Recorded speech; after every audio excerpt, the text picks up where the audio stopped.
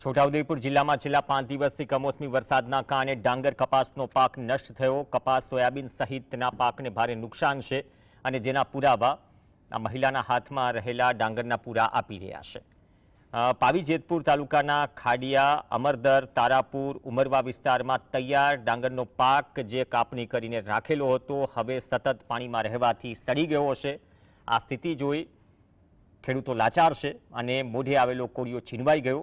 આફતના કારણે મોટું આર્થિક નુકસાન છે। કેનાલના જર્જરિત હોવાથી પાણી વધુ આવ્યું, નુકસાન વધુ થયું। રંગપુર, સાધલી, લેહવાડ સહિતના ગામોમાં પાણી ભરાઈ ગયું।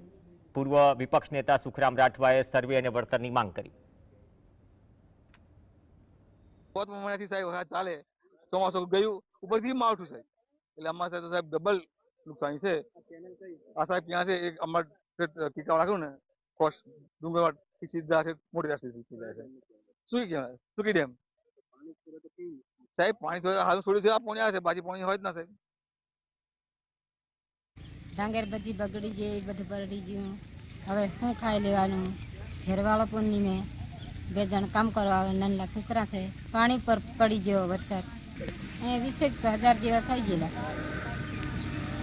હવે શું ખાવાનું? તે બગડી ગયું, હવે શું ખાઈ લઈએ? રડવું જેવું આવે। કંઈક સરકાર જોડે માંગવાનું, વળતર આપે। 2 વખત તો બિયારણ નાખ્યું, નીંદું અને પાછી રોપ્યું, બધું ખાતર નાખ્યું, બહુ મહેનત કરી અને આ પાણી આવીને પહેરી ગયું અને આ ડાંગરનું બધું આ નુકસાન બધું બહુ ઉગી ગયું। અમારે લેવાનું તો અમારે ડાંગર આ કેવી રીતે લેવાની ખાવા ભાગ્યા?